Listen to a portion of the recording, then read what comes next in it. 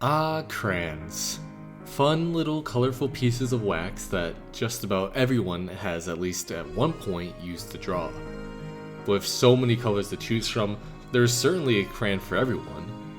But in the early 1900s, it seemed not everybody had learned that sharing is caring. Instead, multiple companies fighting a ferocious war against each other. The Crayon War. So, let's talk about this fierce battle for crayons. How it started, who were the combatants and casualties, and who was victorious.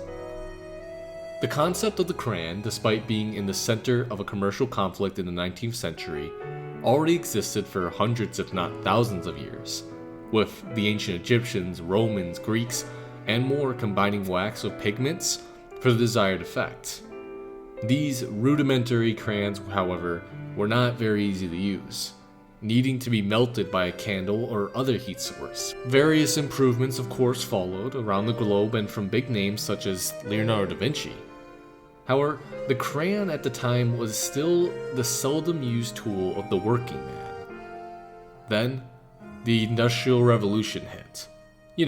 The wave of automatization that changed nearly every aspect of our lives and irrevocably changed the course of human history in ways we're only just beginning to understand the full magnitude of, and many argue has done just as much harm as it has done good. Anyways, industrialization brought with it the idea. What if we sold colorful little sticks to children? Since kids like bright colors and we could make this stuff in the millions now. The question was, who would be the dominant player to first get into this growing market? French lithographer Joseph Lemercier struck first with his Paris-based business, which began in 1828. One of Lemercier's secrets to success? Substituting the coarse charcoal that had been used forever with a gentler, easier to mark powdered pigment.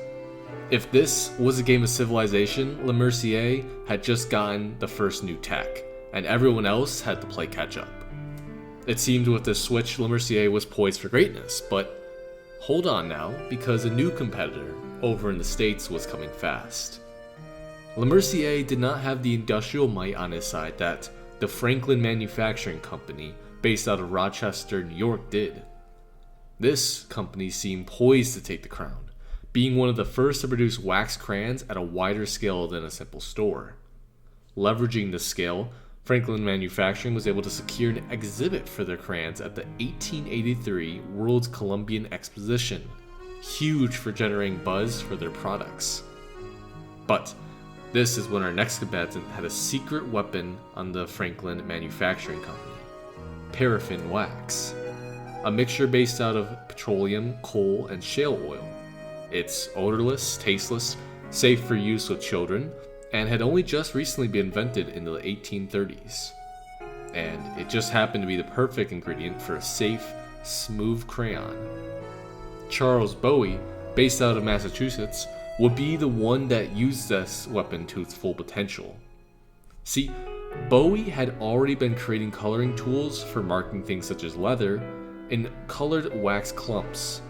But these clumps had an issue. They sucked. Bowie, in a brilliant stroke of genius, turned these wax clumps into carefully crafted cylinders, much easier to handle. With a new shape and a new material, Bowie partnered with the American Crayon Company to mass produce this new form in 1902. This created an alliance that simply could not be beat. Using our war metaphor, imagine Genghis Khan's Mongolian army teamed with the peak Roman Empire, teamed with peak Imperial Britain. They had it all. The product, the production. But there was one thing they didn't have. One little thing. It was style. The most important weapon of all. Enter Edwin Binney and C. Harold Smith. The David versus the Goliath. Out of peak skill New York, the two, like Bowie, had been in the coloring game for quite some time, trying to compete with the armies both in Europe and America in 1902. With all this competition, the duo had to position themselves with several key moves. 1. Binney and Smith packaged their crayons into colorful yellow and green boxes, making them easily recognizable and eye-popping in stores. 2. Following increased success, the duo's crayons appeared at the 1904 St. Louis World Fair, and upon receiving a gold medal for their product, they decided to feature an illustration of this on all boxes going forward, increasing the potency of their already powerful growing brand. When people saw that yellow box with the gold medal, they knew it was a quality product. Finally, Binney and Smith had one last thing at their disposal: name recognition. See, Binney's wife Alice thought of a potential name for the brand of crayons, a name you may have heard of before: Crayola. By combining the French word for chalk, cray, with the first part of the word oleaginous, another name for the paraffin wax used to make the crayon, they created the perfect name for the item that both told you what it was and was catchy. Hundreds of companies attempted to join the war late, but they were quickly smited by the new Crayola, the marketing nuclear bomb of name and color too much for anyone to compete with. And this is how the war ended.